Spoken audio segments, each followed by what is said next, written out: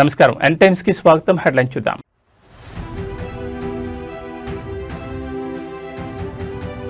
ఇవాళ ఢిల్లీకి సీఎం రేవంత్ రెడ్డి కేంద్ర మంత్రులతో కీలక భేటీ.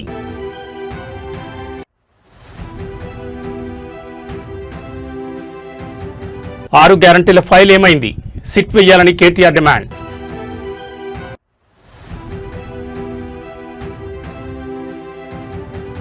బీఆర్ఎస్ సంచలన నిర్ణయం, పైలట్ రోహిత్ రెడ్డికి షోకాజ్ నోటీస్.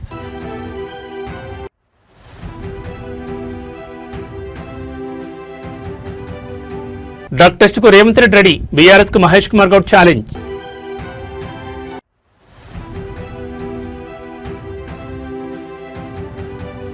కరీంనగర్ సిపి జలసాలు ఎక్కువయ్యాయి, ఎమ్మెల్యే కౌశిక్ రెడ్డి తీవ్ర ఆరోపణలు. ఇక డీటెయిల్స్ చూస్తే అసెంబ్లీ బడ్జెట్ సమావేశాల వేళ తెలంగాణ ముఖ్యమంత్రి రేవంత్ రెడ్డి ఇవాళ దేశ రాజధాని ఢిల్లీకి వెళ్లనున్నారు. మధ్యాహ్నం తర్వాత హైదరాబాద్ నుంచి ఢిల్లీకి పయనమవునున్న ఆయన ఈ పర్యటనలో పలువురు కేంద్ర మంత్రులతో సమావేశం కానున్నారు. ఈ భేటీలో రాష్ట్రానికి సంబంధించిన పెండింగ్ నిధులు, విభజన హామీలు, కొత్త ప్రాజెక్టుల అనుమతులపై సీఎం చర్చించనున్నారు. ఇప్పటికే గత పర్యటనలో హోంమంత్రి అమిత్ షా వంటి కీలక నేతలను కలిసిన రాష్ట్ర భద్రత, ఐపీఎస్ అధికారుల సంఖ్య పెంపుపై చర్చించిన సీఎం తాజా పర్యటనలో మరికొన్ని శాఖల మంత్రులను కలిసి అభివృద్ధి పనుల విషయంలో వినతులు సమర్పించారు. ప్రస్తుతం అసెంబ్లీ బడ్జెట్ సమావేశాల సన్నద్ధత, ఇతర రాజకీయ పరిణామాల నేపథ్యంలో ఈ పర్యటన ప్రాధాన్యం సంతరించుకుంది. ఢిల్లీ పర్యటన ముగించుకుని సీఎం రేపు తిరిగి హైదరాబాద్ చేరుకునే అవకాశం ఉంది. అసెంబ్లీ బడ్జెట్ సమావేశాల నేపథ్యంలో BRS working president KTR Congress ప్రభుత్వంపై విమర్శల వర్షం కురిపించారు. ముఖ్యంగా ఎన్నికల సమయంలో ఇచ్చిన 6 గ్యారంటీలు మరియు వాటి అమలు తీరుపై ఆయన ఘాటు ప్రశ్నలు సంధించారు. ముఖ్యమంత్రిగా బాధ్యతలు చేపట్టిన రేవంత్ రెడ్డి 6 గ్యారంటీలపై తొలి సంతకం చేశారని, మరి ఆ ఫైల్ ఇప్పుడు ఎక్కడుందో చెప్పాలని కేటీఆర్ నిలదీశారు. ఆ ఫైల్ ఏమైంది? ఇటీవల ఎఫ్ఎస్ఎల్ కార్యాలయంలో జరిగిన అగ్ని ప్రమాదంలో ఏమైనా కాలిపోయిందా అని ఆయన వ్యంగ్యంగా ప్రశ్నించారు. తొలి సంతకం చేసిన ఫైల్ అదృశ్యం కావడంపై సమగ్ర విచారణ జరిపించాలని, దీనికోసం ఒక సిట్ వేయాలని ఆయన డిమాండ్ చేశారు. తొలి కేబినెట్ సమావేశంలోనే 6 గ్యారంటీలకు చట్టబద్ధత కల్పిస్తామని రాహుల్ గాంధీ చెప్పిన మాట ఏమైందని కేటీఆర్ ప్రశ్నించారు. గవర్నర్ తన ప్రసంగంలో 6 గ్యారంటీలకు చట్టబద్ధత కల్పించామని చెప్పడం పచ్చి అబద్దమని, ఇప్పటి వరకు ఒక్క గ్యారంటీ కూడా చట్టబద్ధత లేదని ఆయన మండిపడ్డారు. సౌందరరాజన్ గారు చేసిన ప్రసంగంలో ఒక్క మాట మీకు కోట్ చేసి వినిపిస్తాను అధ్యక్ష. ఆ రోజు గవర్నర్ గారు తొలి ప్రసంగంలో వారు చెప్పింది ఏమంటే, ప్రజా సంక్షేమం కోసం, ఇది గవర్నర్ గారు నేను కోట్ చేస్తున్నాను అధ్యక్ష, 6 గ్యారంటీలు ప్రకటించాం. బాధ్యతలు స్వీకరించిన వెంటనే ఇచ్చిన హామీలు, చెప్పిన మాటకు కట్టుబడి హామీలకు చట్టబద్ధత కల్పించే ఫైలుపై ముఖ్యమంత్రి రేవంత్ రెడ్డి గారు తొలి సంతకం చేయడం ఈ ప్రభుత్వం సంకల్పానికి, చిత్తశుద్ధికి నిదర్శనం. ఇది గవర్నర్ గారు ఆ రోజు 15 డిసెంబర్ 2023 నాడు చెప్పిన మాట అధ్యక్ష. ఇవాళ నేను ప్రభుత్వాన్ని సూటిగా అడుగుతా ఉన్నా అధ్యక్ష, మరి ఏమైంది ఆ సంకల్పం? ఏమైంది ఆ సంతకం? ఎక్కడ పోయింది ఆ చిత్తశుద్ధి?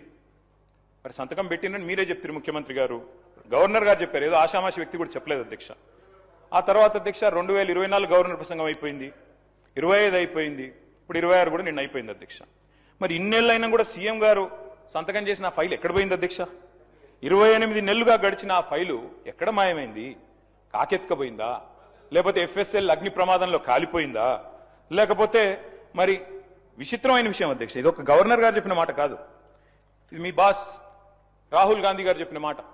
తొలి క్యాబినెట్ లోనే 6 గ్యారంటీలకు చట్టబద్ధత కల్పిస్తాం. తొలి క్యాబినెట్, ఇప్పటికి నాకు తెలిసి ఒక 50-60 సమావేశాలు అయినట్టున్నాయి క్యాబినెట్. ఎక్కడ పోయింది అధ్యక్ష మరి తొలి క్యాబినెట్ లో 6 గ్యారంటీలకు చట్టబద్ధత అన్నమాట? ఇది కాదు అధ్యక్ష. అధ్యక్ష, క్యాబినెట్ సమావేశాలు ఇన్ని జరిగినాయి, మరి ఫైలు మాయమైంది అధ్యక్ష. ముఖ్యమంత్రి గారు సంతకం చేసిన ఫైలు, తొలి సంతకం, అది కూడా ఎక్కడో చాటుకు చేయలేదు అధ్యక్ష, బహిరంగంగా చేశారు. మొయినాబాద్ డ్రగ్స్ కేసు వ్యవహారంలో మాజీ ఎమ్మెల్యే పైలట్ రోహిత్ రెడ్డికి భారత రాష్ట్ర సమితి పార్టీ షాక్ ఇచ్చింది. డ్రగ్స్ వినియోగం జరిగినట్లు వస్తున్న ఆరోపణల నేపథ్యంలో పార్టీ క్రమశిక్షణ కమిటీ ఆయనకు షోకాజ్ నోటీస్ జారీ చేసింది. హైదరాబాద్ పరిసర ప్రాంతాల్లో జరిగిన ఒక సమావేశంలో మాదక ద్రవ్యాల వినియోగం జరిగిందని, ఆ సమయంలో రోహిత్ రెడ్డి అక్కడ హాజరై ఉన్నారనే మీడియా కథనాలను పార్టీ తీవ్రంగా పరిగణించింది. ఈ మొత్తం పరిణామాలపై 7 రోజుల్లోపు లిఖితపూర్వక వివరణ ఇవ్వాలని పార్టీ ఆదేశించింది. ఇలాంటి అక్రమ కార్యకలాపాలతో సంబంధం కలిగి ఉండడం పార్టీ విలువలకు, ప్రతిష్టకు విరుద్ధమని పార్టీ అధినేత కేసీఆర్ ఆదేశాల మేరకు ఈ నోటీస్ జారీ చేసినట్లు ప్రధాన కార్యదర్శి సోమ భరత్ కుమార్ పేర్కొన్నారు. తాజా పరిస్థితుల నేపథ్యంలో పార్టీ తుది నిర్ణయం తీసుకునే వరకు రోహిత్ రెడ్డి పార్టీ కార్యక్రమాలకు, అధికారిక సమావేశాలకు దూరంగా ఉండాలని స్పష్టం చేసింది. గడువులోపు సంతృప్తికరమైన వివరణ ఇవ్వని పక్షంలో ఎలాంటి ముందస్తు నోటీసు లేకుండానే పార్టీ రాజ్యాంగం ప్రకారం క్రమశిక్షణ చర్యలు తీసుకుంటామని హెచ్చరించింది. ప్రభుత్వం ఇప్పటికే ఈ కేసుపై సిట్ ఏర్పాటు చేసిన తరుణంలో సొంత పార్టీ కూడా రోహిత్ రెడ్డిపై చర్యలకు తీసుకోవడం రాజకీయ వర్గాల్లో హాట్ టాపిక్ గా మారింది.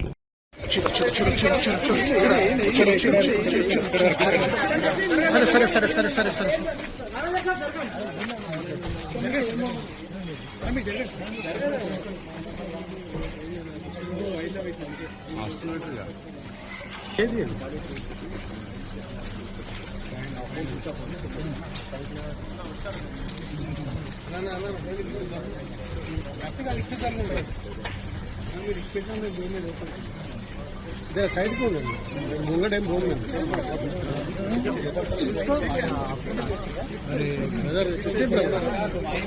మీరు అడ్డం ఉంటే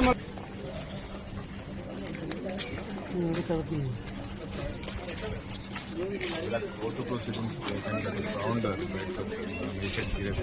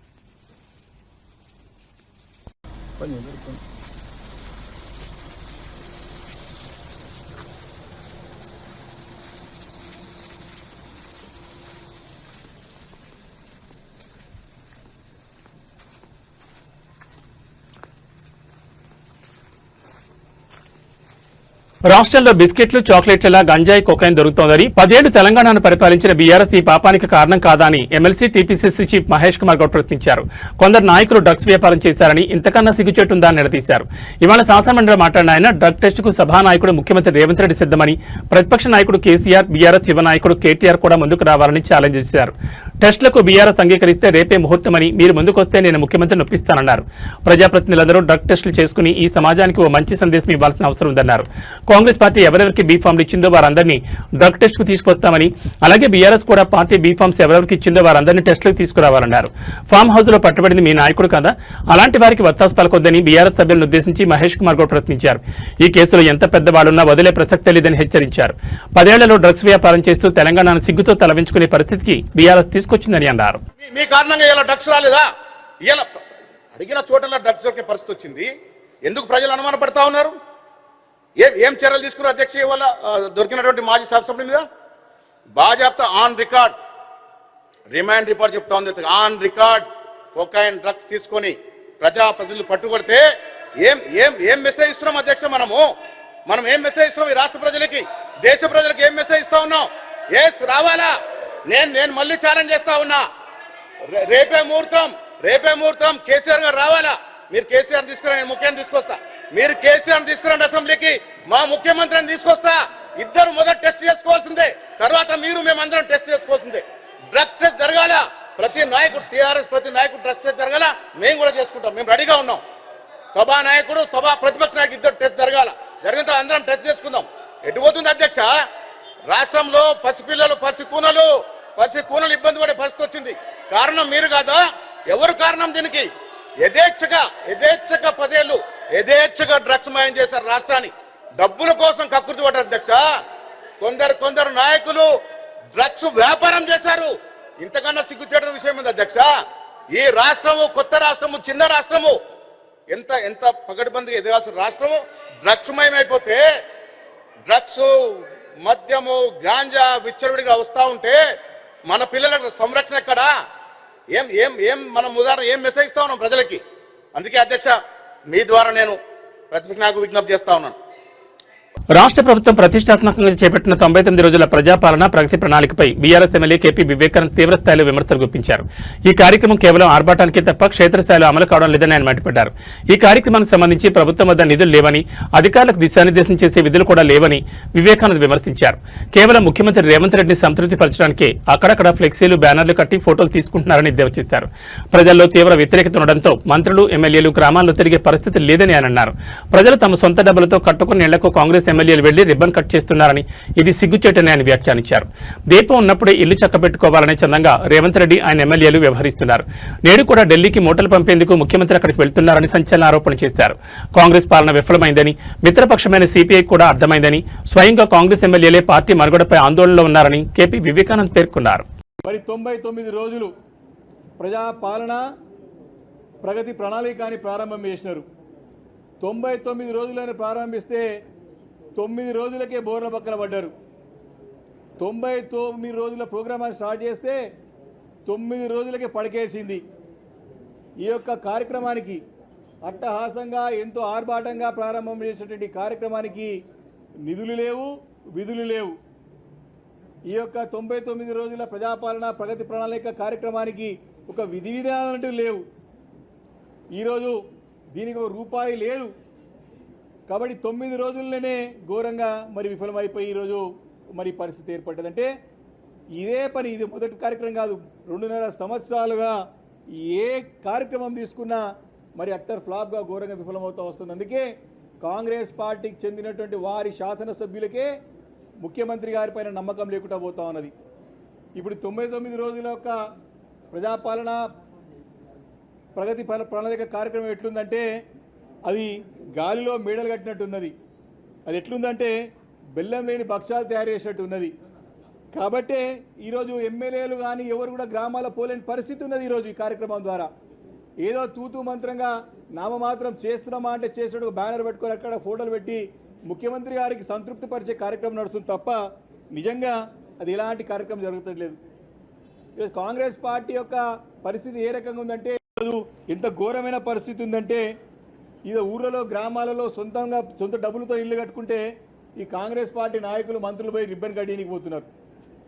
వాళ్ళేమో ప్రజలు 1000 కళ్ళతో ఎదురు చూస్తున్నారు, మాకేమో డబ్బులు వస్తాయేమని చెప్పేసి ఇల్లు కట్టుకుంటే ఇందిరా మిల్ల పేరు పైసలు వస్తాయేమనుకుంటే ఒక్క రూపాయి వేయట్లేదు. కానీ ప్రజలు సొంతంగా కట్టుకుని ఇళ్ళకి పోయి రిబ్బన్ కట్ చేస్తానికి మాత్రం ఈ మంత్రులు ఎమ్మెల్యేలు లైన్ కడుతున్న సంగతి ఈ సందర్భం మనవి చేస్తూ ఉన్నాను. ప్రజలు పూర్తిగా ముఖ్యమంత్రి గారి నాయకత్వం పట్ల ఈ ప్రభుత్వం పట్ల పూర్తిగా విశ్వాసం కోల్పోయింది. అందుకే వారి శాసనసభ్యులు కూడా వారికి అంటే మీటింగ్ అటెండ్ చేయడానికి మరి సుముఖత వ్యక్తం చేస్తలేరు. మొన్న జరిగిన ఎన్నికల్లో కాంగ్రెస్ పార్టీతో కలిసి పనిచేసేటువంటి సిపిఐ కూడా ఈ ప్రభుత్వం ఘోరంగా విఫలమైంది, మాట నిలబెట్టుకోవడంలో మరి వెనుకపోయింది. కాబట్టి మేము కూడా వీళ్ళు వెంబడి ఉండలేమని చెప్పినటువంటి పరిస్థితి మనం చూసాం.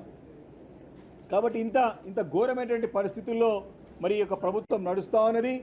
మరి రోజు రేపు కూడా తెలుగుగా మనకి లైన్ కడతారు. ఇక 2.5 సంవత్సరాలు అయిపోయింది.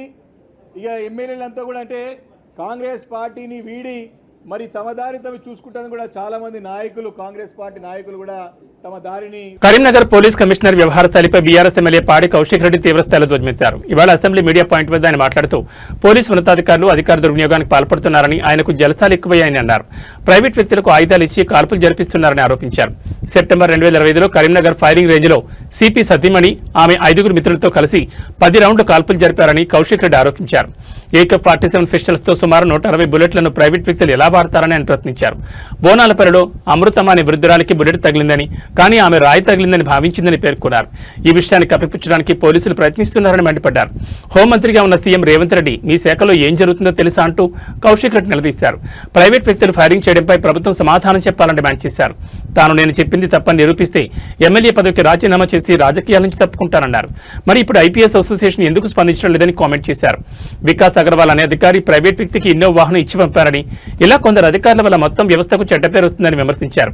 సిపి నన్ను బెదిరించలేడని, తాను భయపడే వ్యక్తిని కాదన్నారు.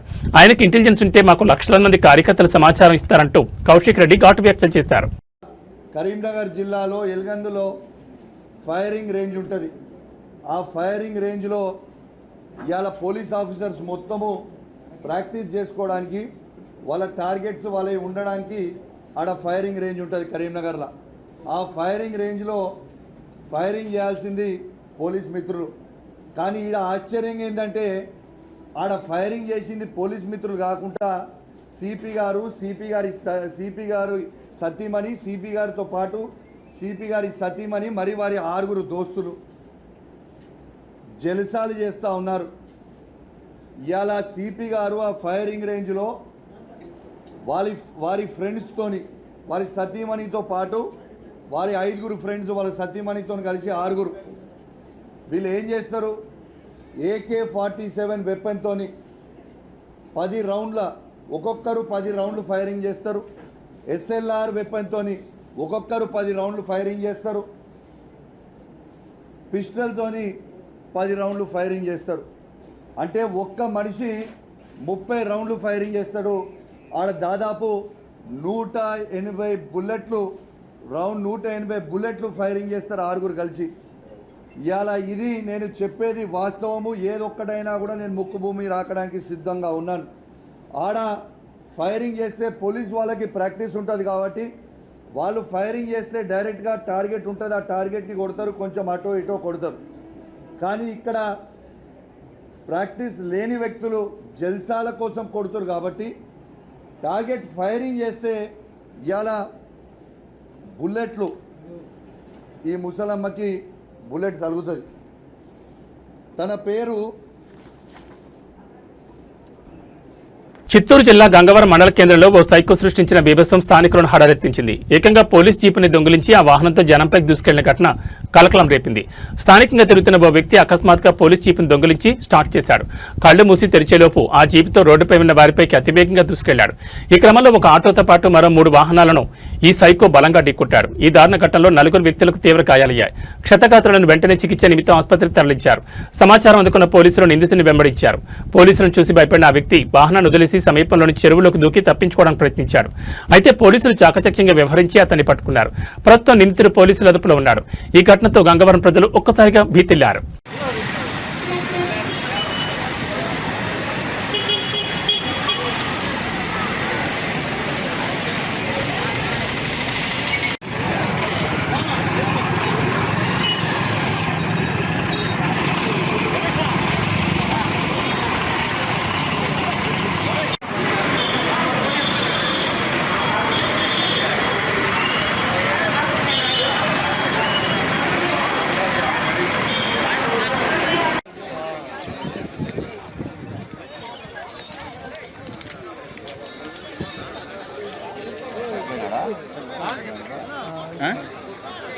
దొరికినాడు కదా.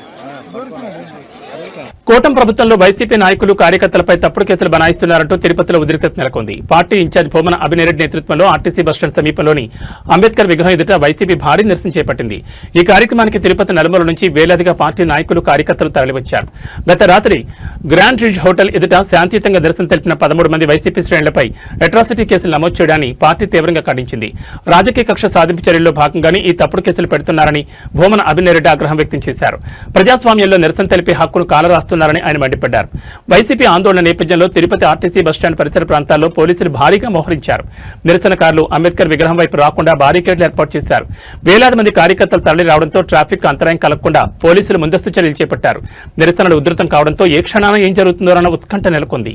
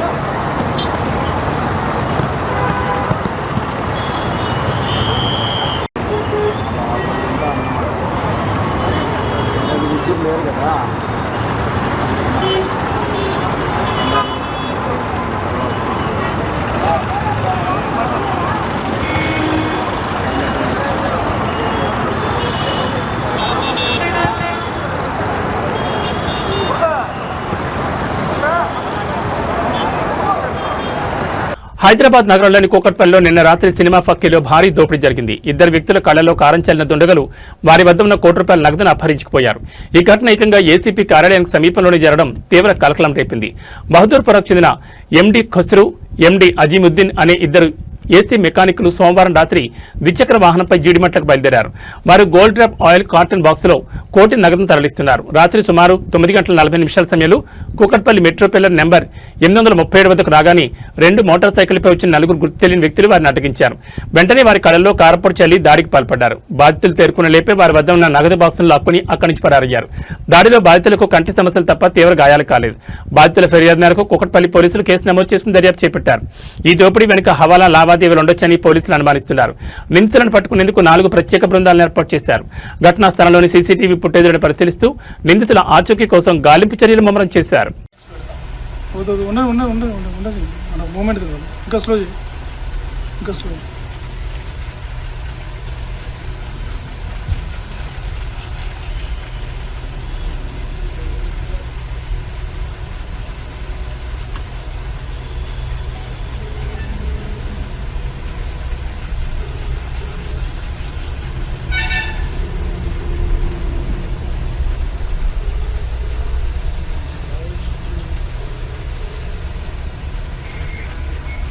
సీసీటీవీ రూమ్లో ఉన్నావా? లాక్కుంటున్నా 42 తర్వాత చూడు ఒకసారి. 9:42 తర్వాత చూడు. 2 బండ్లు వచ్చుకున్నాయి. ఒక బండి మీద ఒక్కడే ఉంటుంది. అదే ఈ బండి కూడా ఏసీపీ ఆఫీస్ చూడు. లాక్ వేసుకున్నట్టు ఒక్కడే ఉన్నట్టు. సిద్దిపేట జిల్లాలో నిన్న ఒక్కసారిగా వాతావరణం మారిపోయి భారీ వడగండ్ల వాన కురిసింది. ముఖ్యంగా అక్బర్పేట్, బొంపాలి మండలంలోని యనగుర్తి, బొప్పాపూర్ గ్రామాల్లో వడగండ్ల వాన బీభత్సం సృష్టించింది. ఆకస్మికంగా కురిసిన ఈ వర్షానికి కోతకు సిద్ధంగా ఉన్న పంటలు తీవ్రంగా దెబ్బతిన్నాయి. వరి, మామిడి మరియు ఇతర వాణిజ్య పంటలు వడగండ్ల దెబ్బకు రాలిపోవడంతో రైతులు లబోదిబోమంటున్నారు. చేతికి వస్తుందనుకున్న పంట కళ్ల ముందే నేలపాలవడంతో అన్నదాతలు ఆవేదన వ్యక్తం చేస్తున్నారు.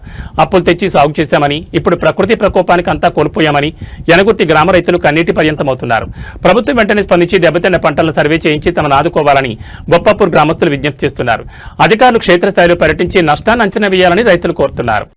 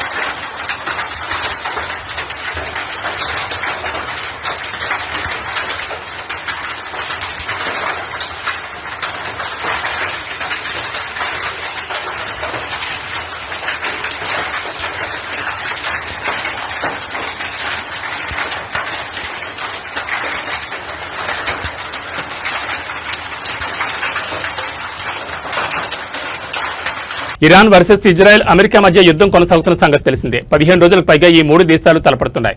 ఇజ్రాయెల్ అలాగే అమెరికా రెండూ కలిసి యుద్ధం చేసినప్పటికీ ఇరాన్ ఏమాత్రం తగ్గడం లేదు. ఖమేనీని పోగొట్టుకున్న ఇరాన్ రెట్టింపు ఉత్సాహంతో దూసుకొస్తోంది. అయితే ఈ నేపథ్యంలోనే ఇజ్రాయెల్ ప్రధాని బెంజమిన్ నెతన్యాహు మృతి చెందినట్లు ఇరాన్ ప్రచారం చేసింది. తమ దాడుల నేపథ్యంలో ఇప్పటికే మరణించారని పేర్కొంది. ఇరాన్ ప్రచారం చేసిన నేపథ్యంలో అందరూ ఇజ్రాయెల్ ప్రధాని బెంజమిన్ నెతన్యాహు మృతి చెంది ఉంటారని అనుకున్నారు. అయితే ఆ వార్తలు ఖండిస్తూ ఇటీవల కాఫీ తాగుతున్న వీడియోను నెతన్యాహు స్వయంగా రిలీజ్ చేశారు. కానీ అది ఆర్టిఫిషియల్ ఇంటెలిజెన్స్ జనరేటర్ వీడియో కావచ్చని గ్రోక్ పేర్కొంది. దీంతో తాజాగా మరో వీడియోను కూడా షేర్ చేశారు ఇజ్రాయెల్ ప్రధాని బెంజమిన్ నెతన్యాహు. జెరూసలేం ప్రాంతంలో స్థానికులతో ముచ్చటిస్తూ ఈ వీడియోలో కనిపించారు నెతన్యాహు. అయితే ఇది కూడా ఆర్టిఫిషియల్ ఇంటెలిజెన్స్ ద్వారా క్రియేట్ చేసిన వీడియో అని సోషల్ మీడియాలో ట్రోలింగ్ మొదలైంది. ఈ వీడియోలో నెతన్యాహు వేలికి ఉంగరం ఓసారి ఉన్నట్లు మరొకసారి లేనట్లు కనిపిస్తోందని కామెంట్లు పెడుతున్నారు. మరి దీనిపై ఇజ్రాయెల్ ఎలా రియాక్ట్ అవుతుందో చూడాలి.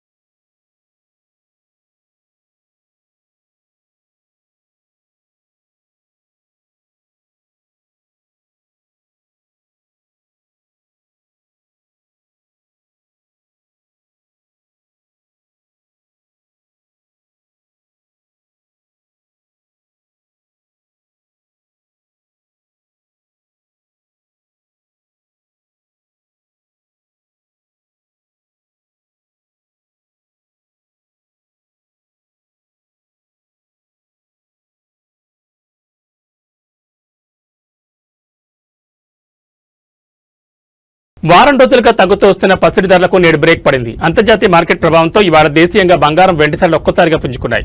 హైదరాబాద్ బులియన్ మార్కెట్లో పెరిగిన ధరలు వినియోగదారులను ఆశ్చర్యానికి గురిచేశాయి. 24 క్యారెట్ల స్వచ్ఛమైన మేలిం బంగారం 10 గ్రాముల ధరపై ₹1,200 పెరగడంతో ప్రస్తుతం 1,58,620 వద్ద కొనసాగుతోంది. ఇక ఆభరణాల తయారీలో వాడే 22 క్యారెట్ల 10 గ్రాముల బంగారం ₹1,100 పెరిగి 1,45,400కు చేరింది. ఇక వెండి కూడా బంగారం బాటలోనే పయనిస్తోంది. కిలో వెండి ధరపై ఏకంగా 4,000 పెరగడంతో ప్రస్తుతం మార్కెట్లో 2,80,000 పలుకుతోంది. కాగా అంతర్జాతీయంగా డాలర్ విలువలో మార్పులు, పశ్చిమాసియాలో నెలకొన్న యుద్ధ వాతావరణం, ఇతర భౌగోళిక రాజకీయ కారణాల వల్ల ఇన్వెస్టర్లు బంగారంపై పెట్టుబడులకు ఆసక్తి చూపుతున్నారు. దీంతో ధరలు మళ్లీ పెరగడం ప్రారంభమైందని మార్కెట్ నిపుణులు విశ్లేషిస్తున్నారు. ఈ బులెటిన్ విశేషాలు మరో బులెటిన్లో మళ్ళీ కలుసుకుందాం. నమస్కారం.